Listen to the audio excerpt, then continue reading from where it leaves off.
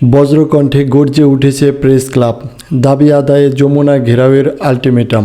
চূড়ান্ত ফয়সালার পথে সরকারি কর্মচারীরা।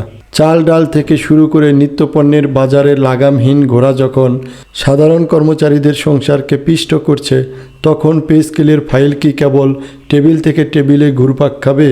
আজ প্রেস ক্লাবের সামনে হাজারো কণ্ঠের গগনবিদারী চিৎকার প্রশাসনকে একটি পরিষ্কার বার্তা দিচ্ছে। পিঠ দেয়ালে ঠেকে গেছে, এখন আর ঘরে ফেরার পথ নেই।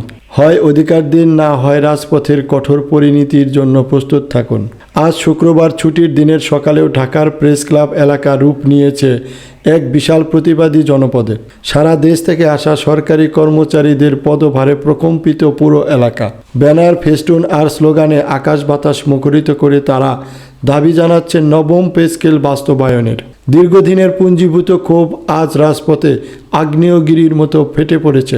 বিশেষ করে 11 থেকে 20তম গ্রেডের কর্মচারীদের অংশগ্রহণ প্রমাণ করছে যে বর্তমান বেতন কাঠামো দিয়ে এই দ্রব্যমূল্যের বাজারে টিকে থাকা এখন অসম্ভব।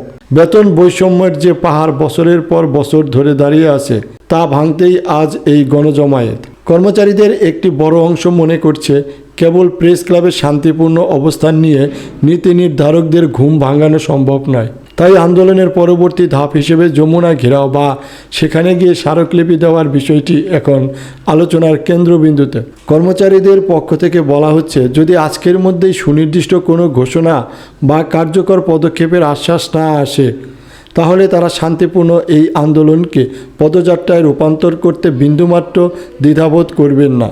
প্রশাসনের পক্ষ থেকে বিপুল সংখ্যক পুলিশ ও নিরাপত্তা বাহিনী মোতায়েন করা হয়েছে, যা পরিস্থিতিকে আরও বেশি সংবেদনশীল করে তুলেছে। গোয়েন্দা তথ্য অনুযায়ী যে কোনো সময় সচিবালয় বা যমুনা অভিমুখে যাত্রা রুখতে সর্বোচ্চ সতর্ক অবস্থানে রয়েছে আইন শৃঙ্খলা বাহিনী। তবে আন্দোলনকারীরা সাফ জানিয়ে দিয়েছেন, কোনো বাধা বা ভয়ভীতি দেখিয়ে তাদের ন্যায্য দাবি আদায় থেকে বিচ্যুত করা যাবে না। সাধারণ কর্মচারীদের দাবি একটাই, অবিলম্বে নবম পে স্কেল ঘোষণা এবং অন্তর্বর্তীকালীন মহার্ঘ ভাতা প্রদান। পরিস্থিতির দ্রুত অবনতি ঘটার আগেই সরকার আলোচনার টেবিলে বসে সমাধান করবে, নাকি রাজপথ আরও উত্তপ্ত হয়ে উঠবে, এখন সেটাই দেখার বিষয়।